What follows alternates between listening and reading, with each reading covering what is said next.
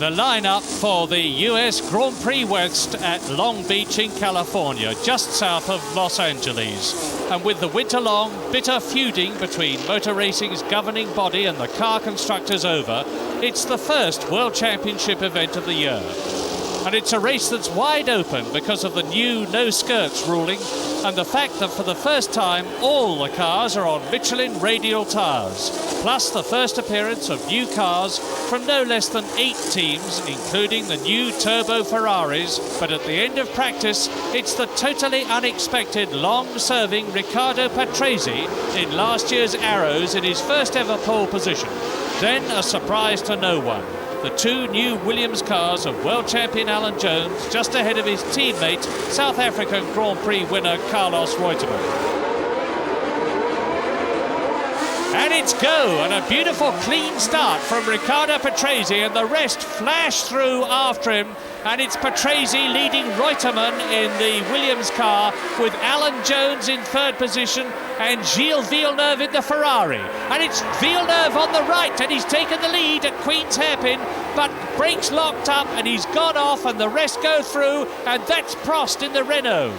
Prost in the Renault has been punted by one of the drivers who were trying to pass him and succeeding. And young Alain Prost in his first race in the Ferrari is in the Renault is out already. There are the leaders. It's Riccardo Patrese in the Arrows, leading Reutemann, 3rd Jones, 4th Pironi in the Ferrari, or is it Villeneuve? Let's get a check as they come towards us.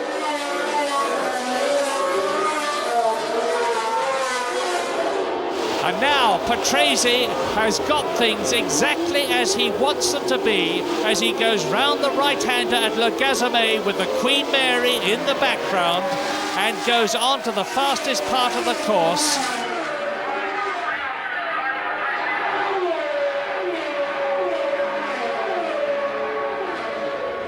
He has yet to win a Grand Prix, although he led in South Africa in 1978 until his engine gave out. But now, if Patrese can just keep it going, he's in a very commanding position. So let's watch 3 real experts at work. Number 29, Patrese. Then number 2, Carlos Reutemann. Number 1, the world champion, Alan Jones.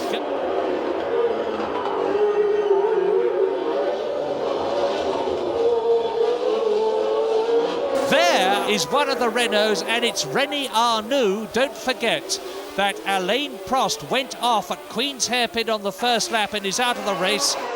And look at this. There is Pironi in 4th position. Piquet, who is 5th. Villeneuve, who is 6th. Chiva, 7th. Mario Andretti, 8th. And Jacques Lafitte in 9th position. It's happened and we've missed it.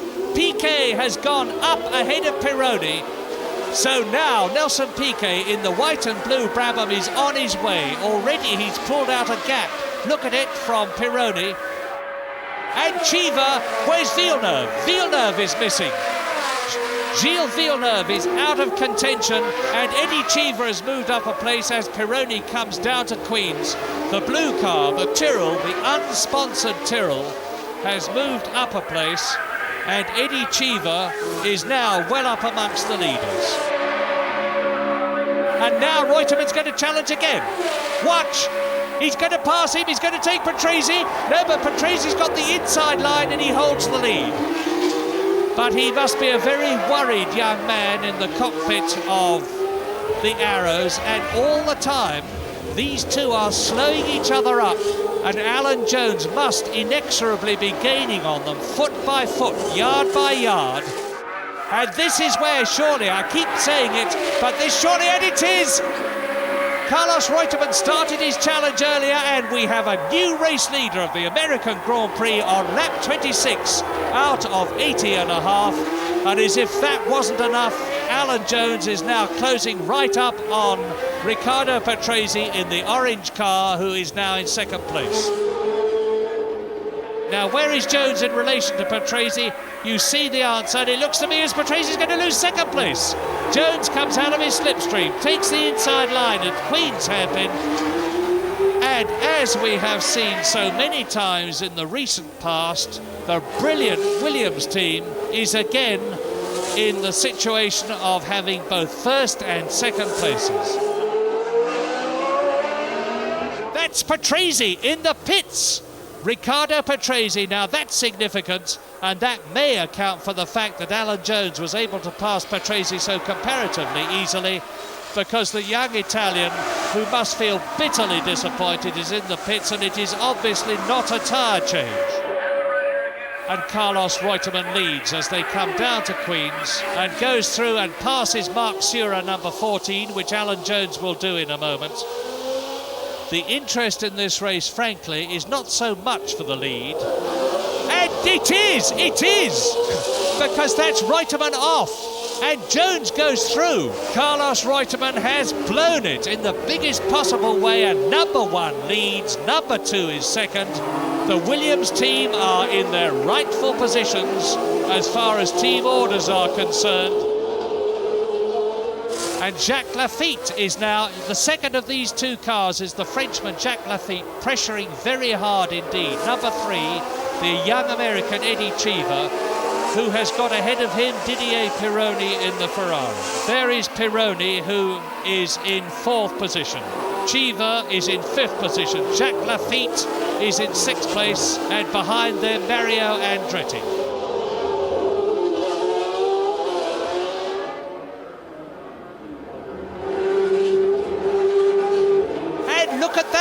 That was Lafitte. He's overdone it.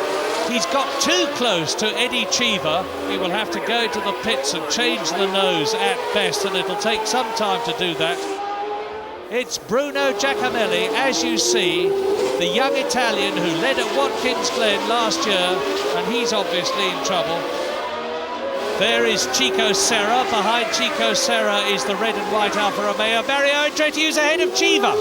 Now, Mario Andretti in the Alfa Romeo, the man we're looking at, who is in 5th position, has got his sights set on Didier Pironi, who drives for Ferrari, as Mario himself has done in the past. That's Pironi and Andretti. Pironi, who is 4th, Andretti, who is 5th. But this is the excitement, and it is going to be exciting. Mario Andretti is up into 4th position ahead of the Frenchman Didier Pironi in the Ferrari. Great stuff. And the crowd goes mad, and Pironi goes mad. Pironi fighting back. And look at the speed of that Ferrari. It's incredible. Pironi puts his foot down and fairly turbocharges away from Mario Andretti in the 3-litre Alfa Romeo. Well, I wonder if Mario is going to be able to do anything about Didier Pironi. He's caught him once, he's passed him once. But Pironi has shown he doesn't like it.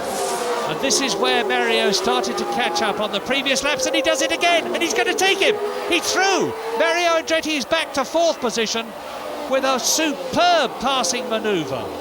And this time he's broken the toe. He's enough ahead of Didier Pironi for Pironi to be out of his slipstream, and the crowd sees the American again in the lead position in front of Pironi, but in 4th position in the race overall. And again Pironi challenges. Is he going to retake Andretti as he did last time? Yes, indeed he has. No, he hasn't. Mario Andretti holds it. The crowd goes mad. Listen to them. And it would seem to me that now Mario Andretti has got it, because Cheever is closing up on Pironi now. Cheever's done it. Eddie Cheever has moved up into 5th position, and I suspect that the Frenchman Didier Pironi must be in trouble.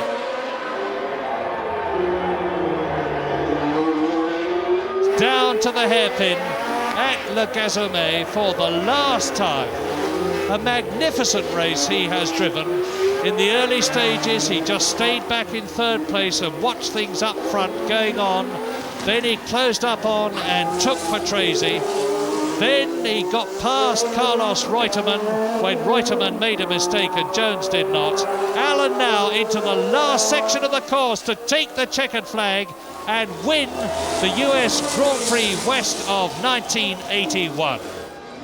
So, Alan Jones has won, Reutemann second, Nelson Piquet the Brabham in 3rd place. Mario Andretti a magnificent 4th place. Eddie Cheever an equally magnificent 5th. And Patrick Torbay in his first race in the Theodore in 6th position. And the next World Championship event is at Brazil on March the 29th.